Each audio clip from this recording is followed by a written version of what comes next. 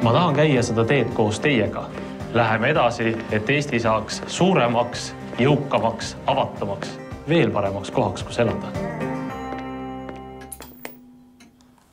Tere õhtust!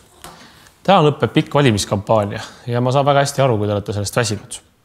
See on aeg, kus poliitikat on äkki liiga palju, sõnumeid on liiga palju, reklaami on liiga palju. Igas sõnas sünnib kisa ja iga mõte keeratakse ütleja vastu. Ja nii ongi lõpuks raske aru saada, et mis on tegelikult just teie jaoks tähtis. Mis on tähtis just teie pere, lähedaste ja lõpuks kogu riigi jaoks. Meie seas elavad inimesed, kes veel mäletavad, mida tähendab sõda. Kes veel mäletavad, millise kohutava pitseri võib see vajutada kõigi inimeste elule, nende lootustele, nende vabadustele. Need on meie enda vanaemad ja vanaisad. Mitte keegi teine ei tea paremini, mida tähendavad sõnad, see ei tohi kunagi korduda, ei iial enam. Minu põlvkond ja nooremad on tänu neile saanud elada tundega, et see kõik ei kordugi kunagi. Et olgu mis on, suur sõda, päris sõda ei ole enam võimalik. Mitte meie eluajal, mitte Euroopas. Aga täna käib Euroopas sõda, päris sõda. See sõda, see kohutav tragöödia sai algus sellest, et mõned inimesed Kremlis ei lasknud Ukraina rahval minna seda teed, mida on varsti juba 24 aastat kindlalt käinud Eesti. Rahu, vabaduse ja heaolu teed. Euroopa Liidu ja NATO teed. Mõelgem korra, kui pärast vabaduse taastamist oleks Eestis tehtud teistsugune valik, milline oleks meie olukord siis? Tänane Ukraina on vastus sellele küsimusele. Meie valik oli vabadus, ettevõtlusvabadus, sõnavabadus, ajakirjandusvabadus. Täna on Eesti kõigis neis maailma absoluutses tipus. Ees kõigist Ida-Euroopa riikidest. See on Eesti tee ja me suudame mööda seda minna veel paremini, kindlalt edasi. Meie valik olid majandussuhted läänega ja kui jätta kõrvale maad, kus on leitud naftat, pole keegi jõudnud maailma jõukamate riikide hulka kiiremini. See tähendab kiiremat palgakasvu, see tähendab suuremaid pensione. See on Eesti tee, aga me pole kaugeltki veel kohal.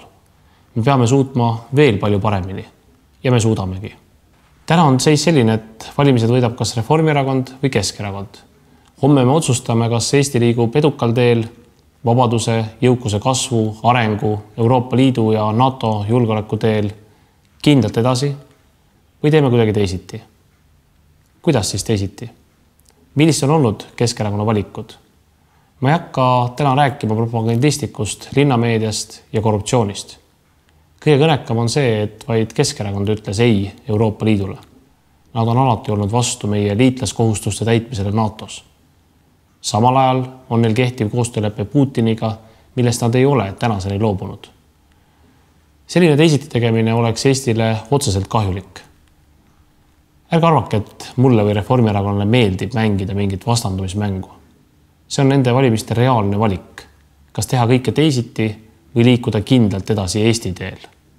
Teha on meil veel tohutult.